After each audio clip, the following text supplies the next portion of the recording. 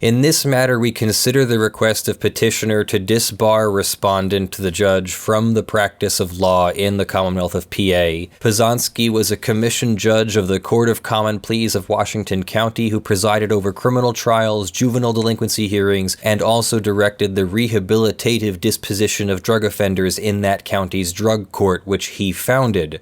Using his position as a judge, he directed police officers and court personnel to bring cocaine, which was evidence in the cases over which he was presiding, to an evidence locker in his courtroom, whereupon for over a year he stole quantities of this illegal drug from that locker and used it for his own recreational purposes, all while continuing to preside over criminal prosecutions and imposing sentences on defendants for committing crimes which he himself was contemporaneously engaged in. But honestly, this 7-page concurring opinion from Justice Baer does a good job of summarizing why this judge has been disbarred for his cocaine addiction instead of being reprimanded. Justice Baer writes, "Without hesitation, the majority imposes the most severe sanction of disbarment. They concluded that there are few transgressions which more seriously undermine the public's confidence and trust in the integrity of their judicial system,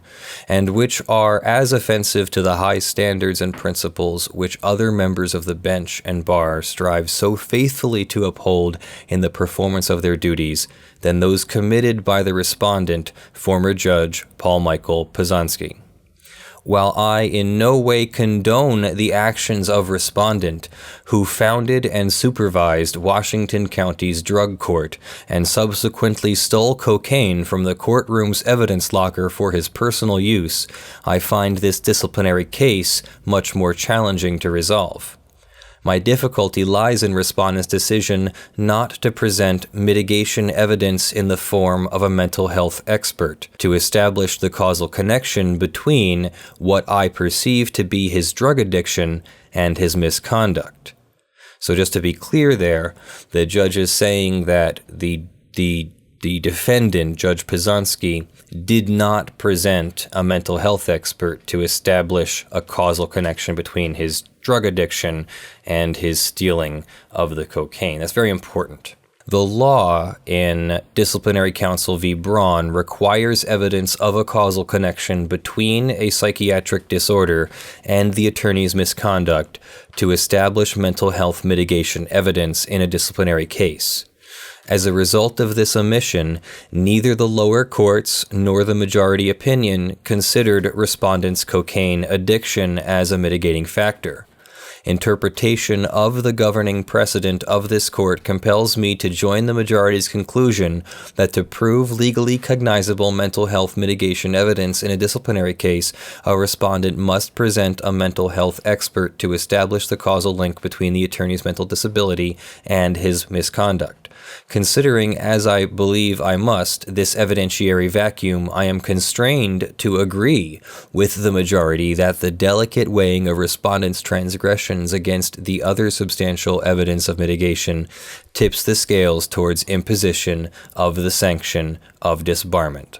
Initially, I find it imperative to dispel any notion that there is a per se rule requiring disbarment when a judicial officer is convicted of a crime. It is well settled that because this court imposes attorney discipline on a case-by-case basis, we must consider the totality of the facts presented, including both aggravating and mitigating factors, rather than dispensing disciplinary sanctions by per se rule. A per se rule would just be like a black and white rule. An attorney's position as an elected judicial officer does not alter this court's individual assessment of all circumstances surrounding the attorney's criminal conviction. That being said, I agree that an attorney's position as a public officer serves as an aggravating but not dispositive factor in a disciplinary matter. Consistent with this jurisprudence, I agree with the majority's determination that respondent's criminal conduct is aggravated by the fact that he was serving as a common pleas court judge when the illegal acts took place. In addition, respondent's commission of the criminal conduct while serving as a member of the judiciary undoubtedly established a serious violation of the public trust, as he was sitting in judgment of individuals who were committing drug offenses while he himself was engaging in similar conduct. This specific criminal behavior would warrant the most severe sanction of disbarment in the absence of significant mitigation evidence. It cannot be ignored, however, that respondent presented extensive evidence of mitigation, including his current recovery from his cocaine addiction and the detailed efforts he has made to rebuild his life, including the performance of community service for a homeless shelter, a recovery house, and an organization that helps former convicts start new businesses. He submitted 68 character witness letters from family members, friends, pastors, individuals he'd worked with, law clerks, secretaries, court administrators, members of law enforcement, private attorneys. These letters established that respondent had served the people of his district with distinction. Respondent further submitted evidence establishing that none of his criminal behavior affected the outcome of any case. Considering this evidentiary record, I find it ironic that the therapeutic justice that respondent dispensed to the numerous drug-addicted criminal defendants that came before him, many of whom he led to the path of recovery, is not so readily available to him in this disciplinary matter, particularly considering that his misconduct involved the theft of the very drug to which he was addicted. Respondent's failure to present the requisite expert testimony establishing the causal connection between his addiction and criminal conduct may have arisen from the inability to comprehend the gravity of his disability, as occurs with many individuals struggling with addiction. For example, when asked directly at the disciplinary hearing whether he was addicted to cocaine at the time he began taking the drugs from the evidence locker, respondent stated, "I didn't think I was." Contrary to the majority's interpretation of this statement as a straightforward disavowal that addiction was the motivating factor which caused him to begin stealing the cocaine, when examined in the context of respondent's testimony as a whole, as well as the evidence of his subsequent treatment and recovery, I find that this statement merely reflects that respondent did not realize he had an addiction problem when his misconduct began. I view as more probative than respondent's clouded personal assessment the testimonials of those people closest to him who observed the obvious nexus between respondent's cocaine dependency and his theft of the cocaine. Respondent's Exhibit 7 indicates that we know that addiction crosses all age, gender, and socioeconomic lines, and Judge Pizonsky simply fell victim to a condition which he was at the time unable to control. And others saying things similarly. Indeed, respondent presented medical evidence of his addiction through a progress report prepared by a licensed professional counselor who had treated respondent after the criminal acts had been committed. In my view, this testimony came just shy of satisfying the Braun standard, as it established respondent's cocaine addiction and the misconduct at issue involved the theft of that particular drug. Neither the counselor nor the other two counselors who treated respondent for this addiction and submitted correspondence on his behalf rendered the medical conclusion that respondent's addiction caused his criminal behavior. Accordingly, notwithstanding the probative nature of the various testimonials in support of respondent, and after much thought, as stated, I must agree with the majority that mental health expert testimony is necessary to establish the requisite causal connection between respondent's mental health disability and addiction and his transgressions. If we were to hold otherwise, our disciplinary system could be compromised by the myriad of distinct and novel scenarios which attorneys could parade without medical foundation as mental health mitigation evidence to mitigate the severity of their disciplinary violations. In summary, I conclude that through his own misconduct, respondent has lost everything he once had. Had persuasive Braun evidence been presented linking his cocaine addiction to his misdeeds, perhaps the lower tribunals or even the majority would have opted for the maximum suspension of 5 years rather than disbarment. Personally, I believe that respondent's ultimate triumph over his addiction and his contributions to the drug court and to the various community organizations he served are worthy of something. However, that value does not tip the scale away from the imposition of disbarment absent appropriate Braun evidence. Wow.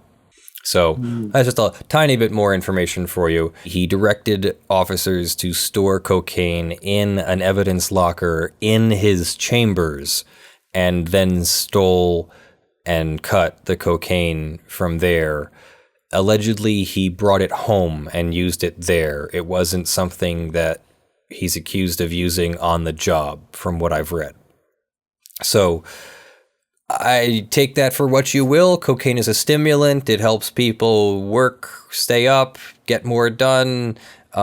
It's also highly addictive and highly illegal and leads to lots of inappropriate behaviors. That's a good way to say it. Inappropriate behaviors in furtherance of the cocaine addiction. So it's a really bad drug. You really want to stay away from that one. And as a judge, I mean, he's got a stressful job. He's got a lot to do. He's got access to cocaine. I could see it happening. I'm not condoning it, but I understand. You know what I mean? It's a terrible situation. I wish he had presented more evidence in mitigating his disbarment, because, like the judge said, it does seem to be more of an addiction problem than a breach of public trust problem. Although when you throw in there that he directed the officers to put the cocaine into a special evidence locker just for him, that's a little weird. The evidence locker isn't normally something that's accessible by the judge, like unrestrictedly, no logs, no cameras. That's a thing. You're supposed to have those things locked up under camera and key. And log, and like actual physical written log too. I do want to thank my sponsors and supporters and all that. Of course, you can sponsor this channel and make sure that we have more videos and more dogs, and the dogs get more toys, and I can buy more camera equipment and buy more lighting as we need and all that by supporting us at patreon.com/ljfrench. Or I believe we also have sponsus.org/law. Thank you very much to my February supporters. My $50 plus supporters on Patreon are John Steele, Gavin Barnard, The Godslain, Evie, Andy, Kyle Mudrak, John H. Anderson, and Vera Montaigne. And there are over 100 $5 plus supporters.